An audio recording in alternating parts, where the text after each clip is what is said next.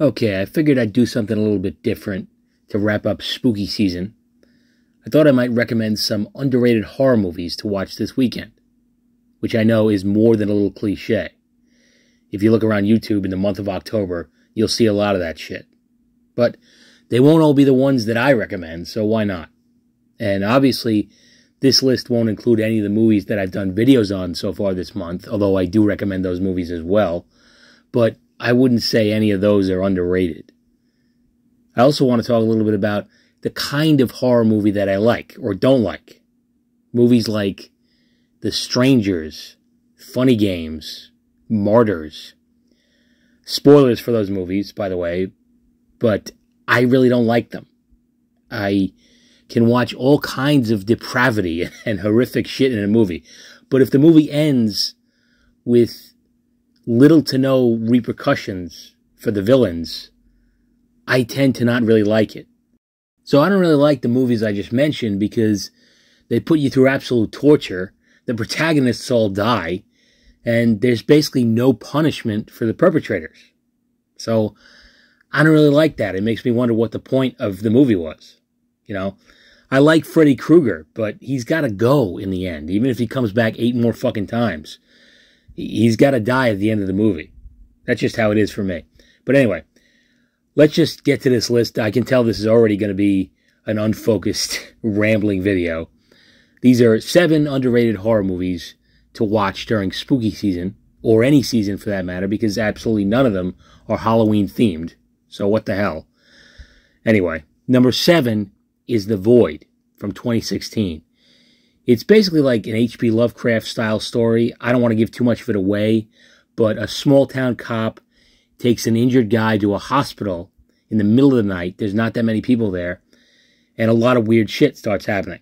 There are these freakish cult members standing outside with these weird sheets over their heads and this black triangle on them, and there's a lot of supernatural sci-fi type shit going on.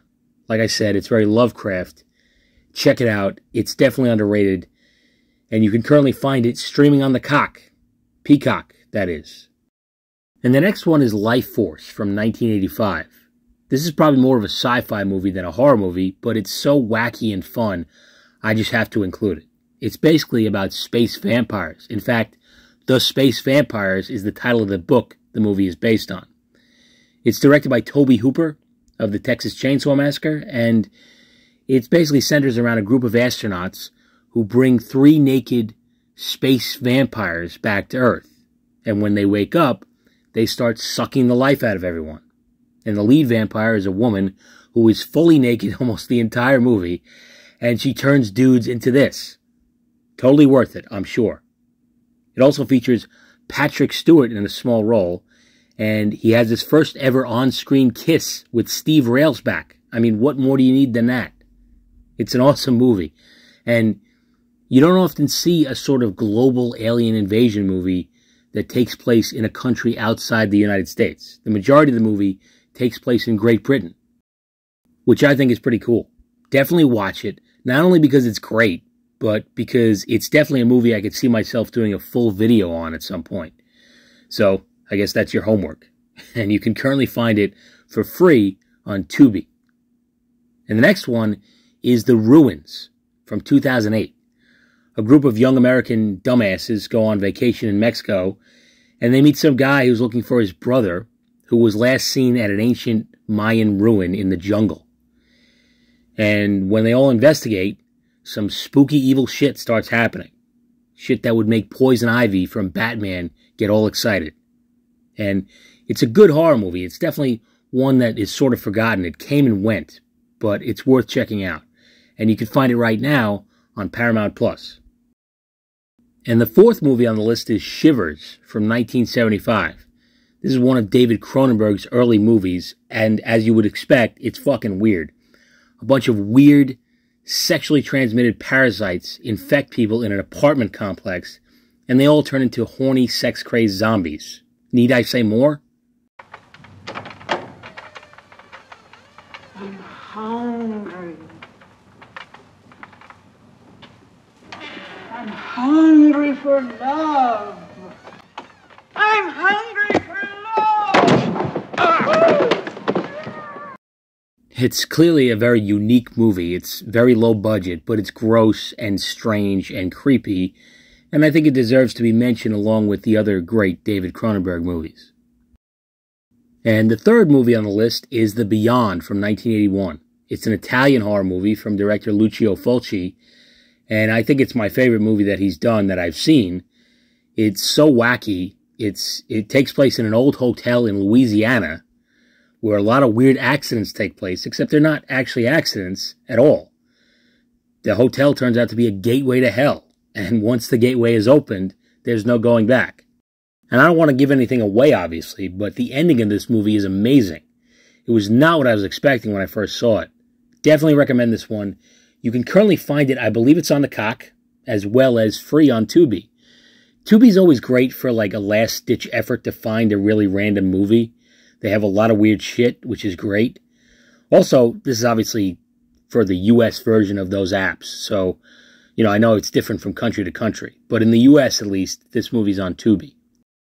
And the next movie is Nightbreed from 1990. You've probably heard of this one. It's a Clive Barker movie, so you know it's going to be really bizarre. You wouldn't expect anything less. And I think it's a movie that's kind of like Clive Barker's X-Men. That's what I think of when I think of this movie. It's about a group of mutants who are hidden away from society, and they're seen as freaks and weirdos and monsters. And they have all sorts of different abilities. I think if you're a fan of the X-Men, you'll be a fan of this movie. It also had a short-lived tie-in comic that was released at the time of the movie, which is a shame because it's definitely a story that is built to be in comic book form. It also has David Cronenberg appearing in the movie as an actor. This dude does it all. He plays a truly psychotic serial killer. And, of course, the movie is full of all these weird monsters, but the biggest one is just a regular human being, naturally. And for some reason, the movie just reminds me of fall. It's not exactly a Halloween movie. Maybe it's the color palette or something, but it gives me a sort of fall feel. And you can find it right now on Amazon Prime, Peacock, and once again, Tubi. And the last movie on the list is The Sentinel from 1977. This is an outstanding supernatural horror movie. I'm surprised it's not more well known. It's very creepy and weird. The lead character has some horrific backstory involving her father. There's definitely a number of scenes that are very, very disturbing. And also a little funny at times. And it centers around a model who moves into a brownstone apartment that has a very creepy blind priest who spends all his time sitting in the top floor window. That would have been a red flag for me, but she moves in anyway. And it also has a lot of familiar faces. Jeff Goldblum shows up in one of his first movies. It also has Burgess Meredith, who plays a seemingly friendly but very bizarre neighbor. It also has Beverly D'Angelo, who you know is Clark Griswold's wife in the Vacation movies. This is what she was doing before she met old Sparky, I guess. She plays one of the neighbors, and she's a mute lesbian who likes to masturbate in front of people. If you're not sold on it yet, I don't know what to tell you. And for Star Trek fans, it also has a cameo appearance from a very young Nana visitor who plays Kira in Deep Space Nine. But don't blink, or you'll miss her. I definitely think it's a great horror movie, and surprisingly, you can currently find it on Netflix in the US. I say surprisingly because Netflix is notoriously lacking when it comes to horror movies, but they have this one, so you might as well check it out. And yeah, that's the list. I feel like a bit of a hypocrite because it's been at least a couple years since I watched any of these movies, but I think they're all pretty great, and any one of them would be perfect to watch at the end of October, or any time. And it's weird making a list of so-called underrated movies, because I don't want it to come off as pretentious. There's probably some people who would say that there's a good reason that these movies are overlooked. So hopefully I'm not placing more value on them than they deserve, but I personally think that they're all pretty good and worth checking out. So hopefully I didn't come off as some kind of pretentious film dork. And as for recent horror movies, I just watched Talk to Me, which came out this year. It's a really good, creepy, unsettling movie that does not rely on jump scares, which is a rare thing these days. And it strays into the goofy territory on occasion, but there's nothing inherently wrong with that. And if I'm not mistaken, I think I heard that it's coming to Netflix pretty soon, if it's not there already. So I think it's worth checking out. Give that a look too. But that's basically all I got for the month of October. I hope you liked all the spooky themed videos I did. Hopefully we'll do it again next year. As for what's coming up, I'm not sure what's going to be going on in November. I'm sure I'll have a couple of Star Trek videos.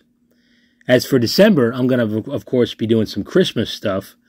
Well, sort of. I'm hoping to do a commentary video on Star Trek Generations for December. Not exactly a Christmas movie, but it was released in December, and it has a Christmas tree in it, so I'm counting it. And that will be the first Star Trek movie on this channel.